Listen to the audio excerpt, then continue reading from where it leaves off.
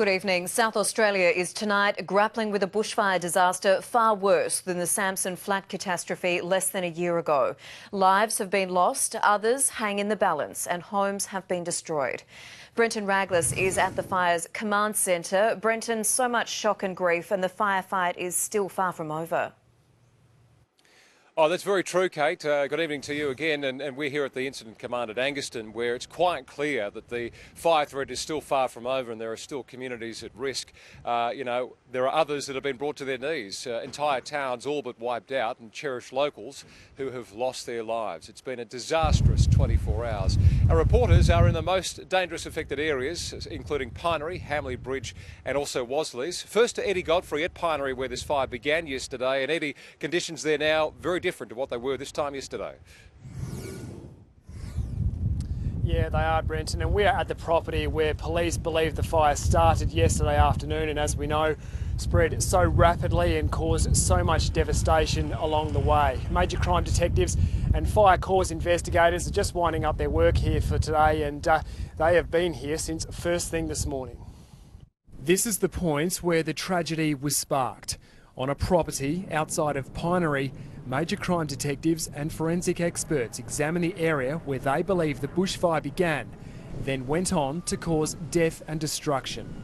Among those to lose their lives was local farmer Alan Tiller. His home wasn't destroyed by the inferno. He died trying to help a neighbour. Lost a friend in the fire. But, yeah.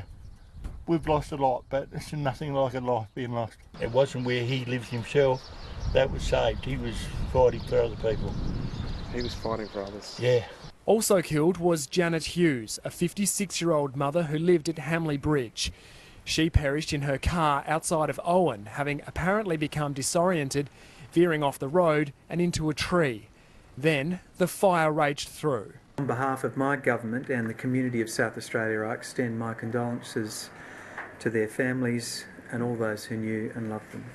While they know where, investigators still don't know how the blaze started, nor does the man who lives there, who was interstate yesterday.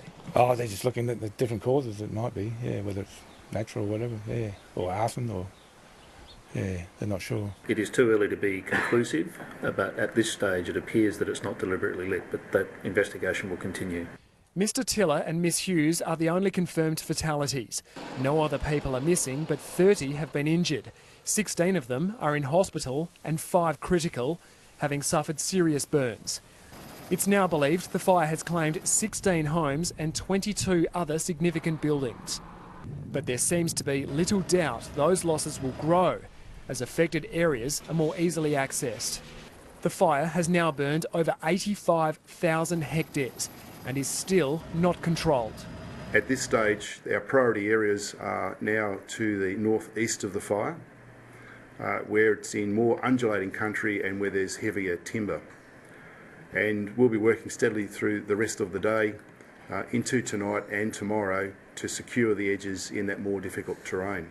As the shattered communities reel from the past 24 hours events, grieving the loss of lives and their homes, the government announced an emergency relief fund to get them through the toughest first days. This grant provides for just initial out-of-pocket expenses, $280 per adult, $140 per child, to a maximum of $700 per family, to assist those who have evacuated their homes and who are unable to meet expenses. But for some, nothing will bring relief, at least not for now. So police don't believe the fire is suspicious at this stage, but they say it's still too early to rule out arson. They've got a lot more work to do in that regard, and no doubt this will be another key focus area for them tomorrow, Brenton. All right, Eddie, thanks for the update. Another town that bore the brunt of the blaze yesterday was that of Hamley Bridge. Ben Avery is there, and Ben, it's been a trying 24 hours for residents. Very tough, Brenton. Everyone we've spoken to in this small town today said they knew Janet Hughes and are absolutely devastated by her very sudden and tragic death late yesterday. The 56-year-old was a well-known, helpful member of the community and, more importantly, a much-loved partner and a mother of one son. But Hamley Bridge has also been hit in many other ways by this fire. Several homes have been destroyed, including one which belonged to a CFS volunteer. Father of four, David Ireland, was out fighting the blaze elsewhere when he suffered injuries to his eyes and couldn't return to save his own home as it went up in flames around 3:30 yesterday afternoon. His partner Rachel today describing the pain of returning to find all of their possessions ruined. When I woke up yesterday morning, there's no way I thought this is what we'd be dealing with today. We lost a house. That's nothing. Our friends lost one say that they love, and that can never be rebuilt and that can never come back. It was 15 k's away when we left. What we went through yesterday, just what we went through on the road, is worse than coming back to this. And, you know, my kids are just amazing, held it together through the whole thing, and it was terrifying. And it's heartbreaking to see that, you know, our house is gone, but it's nothing compared to those that lost their loved ones. Get your bushfire survival plan done, sorted, and stick to it. Don't hesitate. Go. Now, right next door to the island's home, a newer property was also destroyed, and sadly, that one belonged to David's stepmother and her partner, Anton Nowak. Now, we were here as he sifted through the charred remains of his property this afternoon and came to terms with the fact that he too has lost everything. A lot of work we did here to get it the way it was, so it's gone. Everything's gone. Nothing inside, so nothing down the back. Sheds, work sheds, all my tools and everything. They had it. And the feeling of driving up here and seeing it as bad. Oh yeah. It's even worse seeing it I've seen it in a photo that stepson sent through to me, but seeing it like this is just, you know, 10 years of living in a house and make a home of it and it's gone. So the recovery effort here at Hamley Bridge will need to be significant, and it won't be easy because they're continuing to face many challenges. The electricity supply is still down, phone lines have been cut, and there is no access to running water. So Brenton, it has been a very tough 24 hours here, and they still have a very long road ahead. Thank you, Ben. A long road to recovery for all concerned. Alice Monfries is in the small town of Wasleys, another town impacted by fire. Alice, how have residents been there today? Also extremely affected here, Brenton. This tiny community really did bear the brunt of the blaze when it ripped through the heart of the town yesterday afternoon. Locals here have not only lost their post office and their sporting hub, but all day families have been returning home to scenes of devastation like this. 7 years of belongings and memories gone in an instant.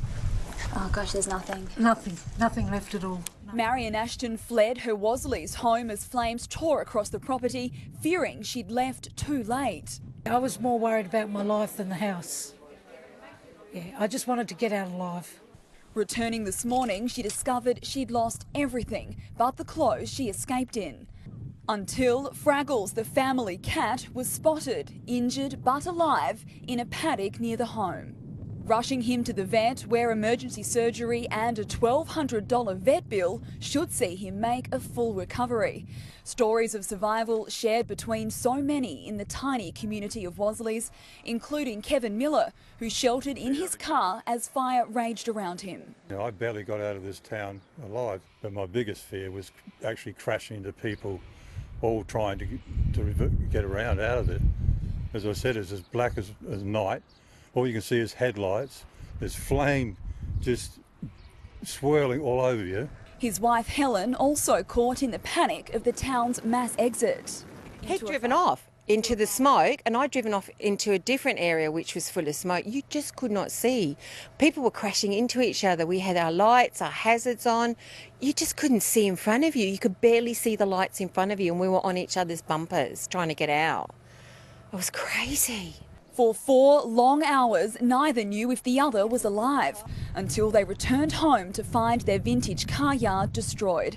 Many rare cars which had already been sold reduced to charred chassis.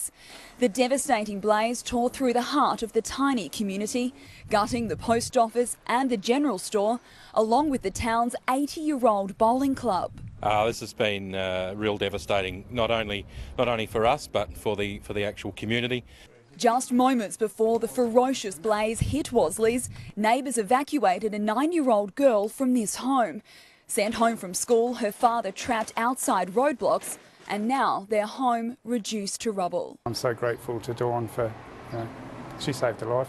Despite the devastation, the town has banded together, vowing to support each other through the painstaking rebuild. And people just popping in and having a drink and relaying their stories, and there's plenty of those. Unbelievable. We'll regroup, rebuild, restructure, and we'll still be here for another 80 years.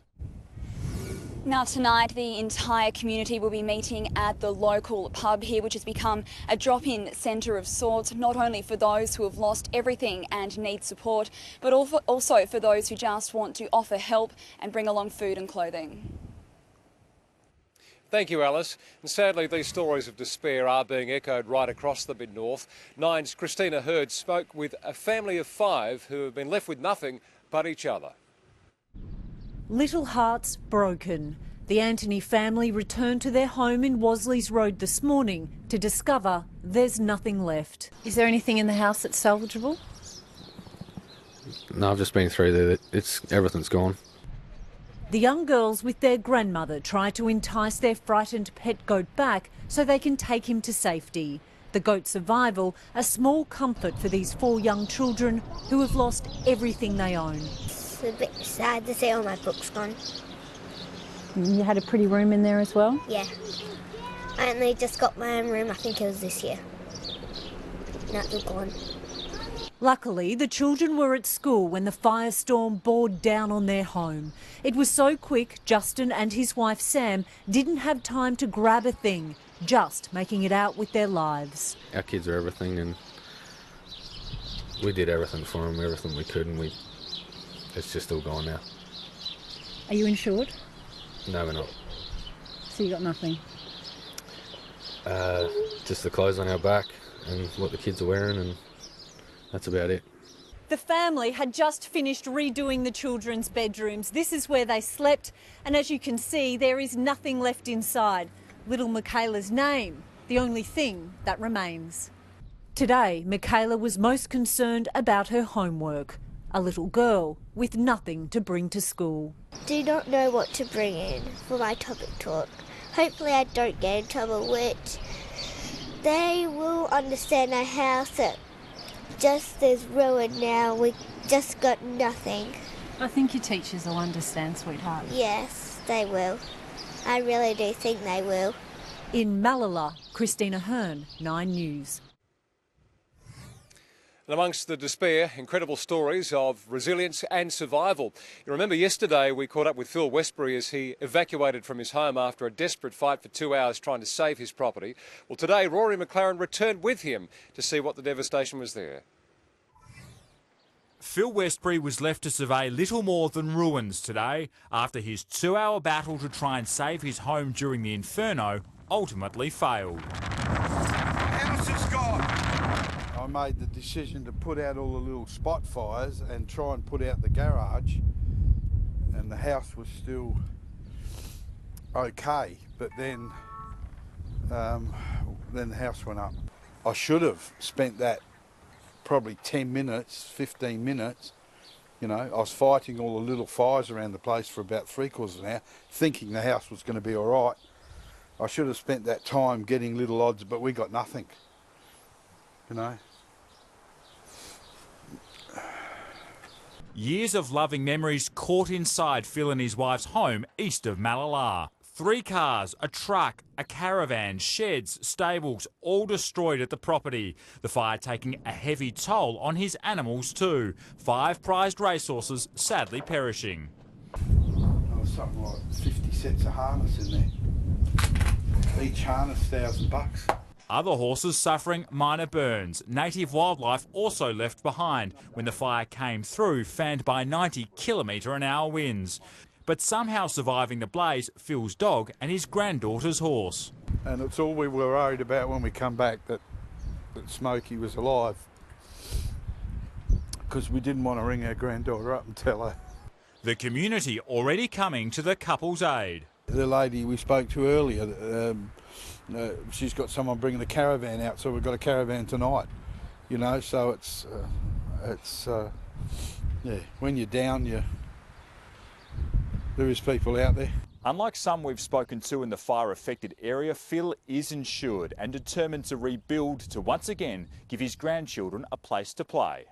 Rory McLaren, 9 News. And for the communities affected, everyday life has really ground to a halt. Many schools were closed today, one evacuated at the height of yesterday's inferno. Today was about regrouping with family and friends, bringing the community back together. And that occurred at a briefing at Gawler this afternoon at the Sport and Recreation Centre, where they got the latest word from authorities.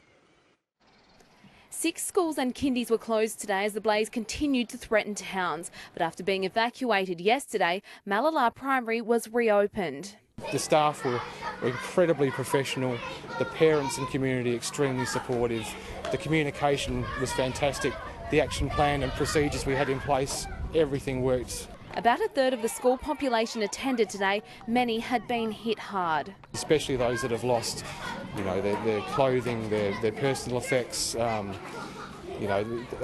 sure that the entire community, not just the school community, will pull together and support those families and provide everything that we possibly can that's needed.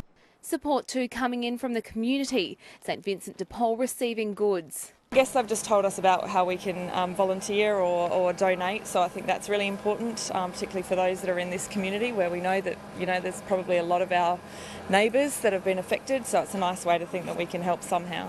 As typical country people do, they will get behind each other and stand and support each other. At community meetings in Gawler and Balaclava, residents were updated on the fire and also the start of the recovery effort. Many of those at the meeting had been at the relief centre, some still unable to go home. The 3 relief centres will remain open as long as they're needed, and the government today approved emergency assistance grants for families who can't return to their homes. All South Australians can help the affected residents in a variety of ways.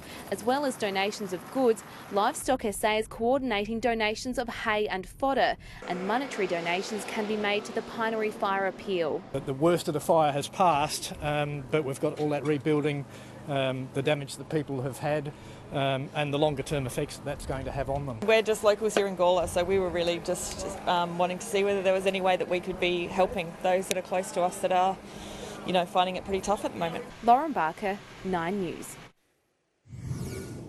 And our reporter Kim Robertson now joins us here at Angaston. Kim, you've been on the fire ground today. What are the latest conditions you've been seeing?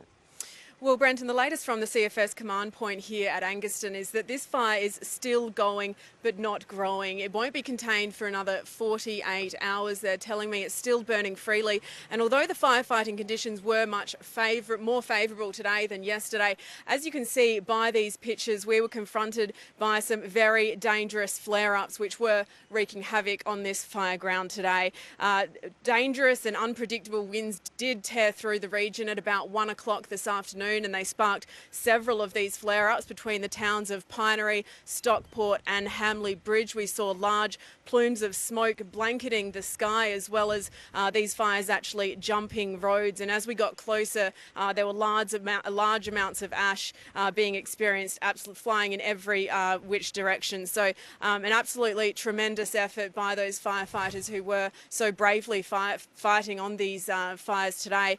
There's still at least 200 out there, and as we go to air, there are many still out there braving these very dangerous conditions. All right, long night to come. Kim Robertson, thank you very much.